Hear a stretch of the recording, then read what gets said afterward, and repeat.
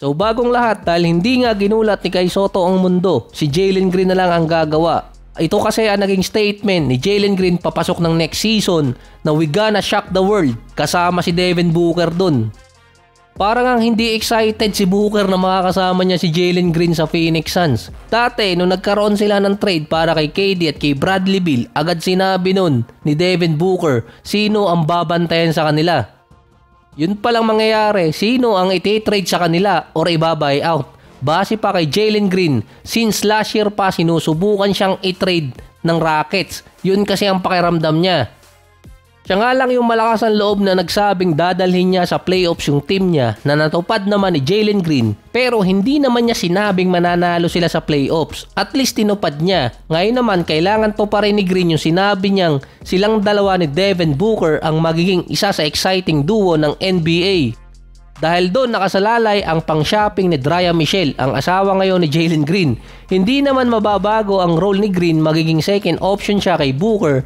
Isa pa, may average naman siyang at least 95% ng mga games sa regular season. Lagi siyang available.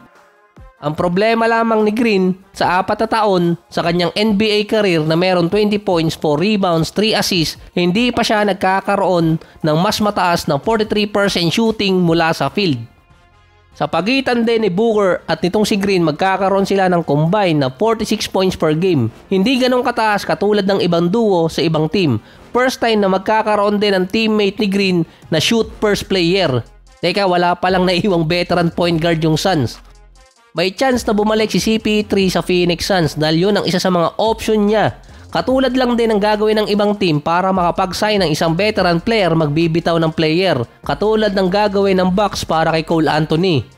Tinanggihan na rin ni Chris Paul ang mga offer mula sa East. Last year na rin kasi ni CP3 at retirement na. Ang isa pang team doon, Clippers, depende sa gagawin ni Bradley Beal.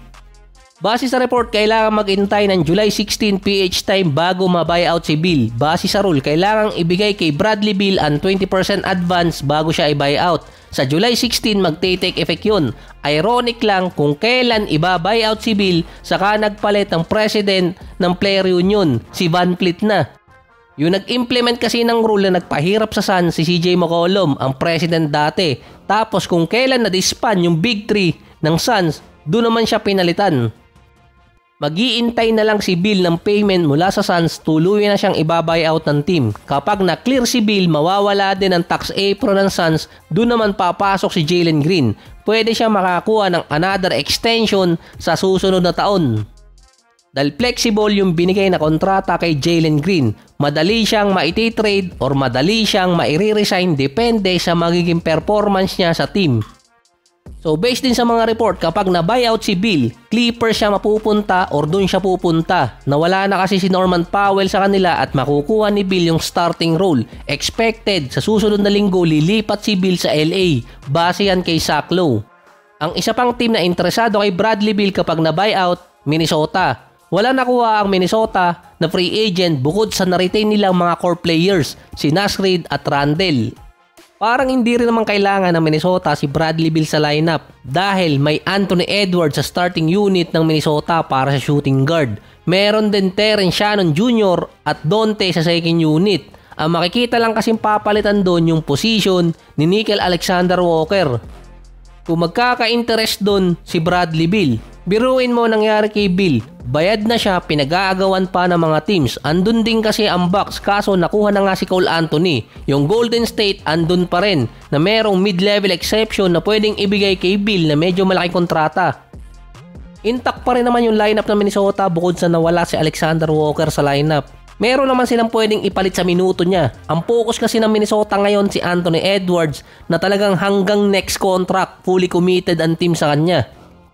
Base pa kay Kevin O'Connor, dapat iwasan ni Beal ang West at bumalik ng East. Yung isang player kasing matagal nang nagre-recruit kay Beal, si Jason Tatum, isa sa malapit na kaibigan nitong si Bradley Beal. Since 2021 pa nire-recruit ni Tatum si Beal papuntang Boston. Ito rin yung best chance na makasama ni Tatum si Bradley Beal sa isang team, yung Celtics nga. Hindi naman kasi magiging apektado ng malaki yung payroll nila kahit pa nagbabawa sila ngayon. Posibleng gawin ng Celtics yun na isign si Beal para sa recovery plan ni Jason Tatum.